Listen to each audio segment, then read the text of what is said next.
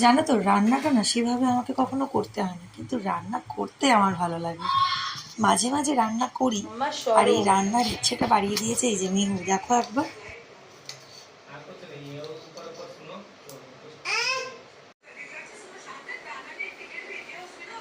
কাঁচা টমেটো তাও খেতে লাগে, যাও এবার যাও ভালো। কারণ আমি যাই রান্না করি মেহু সেটা খুব ভালোবাসে খেতে। সে কাঁচা টমেটো থেকে শুরু করে দিয়েছে আজকে চিকেনের রেসিপি। তো যাই হোক, আজকে একটু চিকেন বানাবো, তো সেই জন্য সব কিছু কেটে নিচ্ছি। কিন্তু অবস্থা দেখো রান্না না করার ফল। পেঁয়াজের কাটতে গিয়ে চোখ থেকে জল বেরিয়ে একদম শেষ অবস্থা আমার।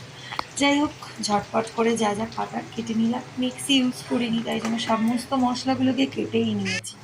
তারপর যা আলু ভেজে আলুগুলোকে তুলে নিয়ে তারপরে একে একে মশলা দিয়ে ম্যারিনেট করে রেখেছিলাম চিকেনটাকে একটু আগে থেকে।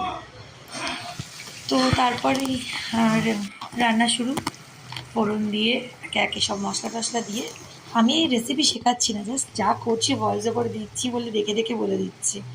তো যাই হোক, এইভাবেই আজকে চিকেন আজকে আমার তৈরি করা হলো। আর সাথে সাথে মিনু তো আছেই।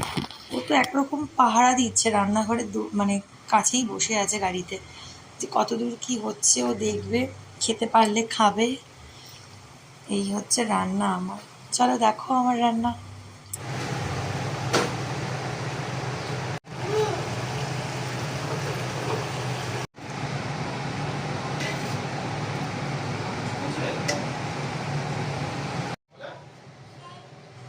একটু সময় নিল, কিন্তু রান্নাটা হয়ে গেল। স্যালাডও কেটে নিয়েছি।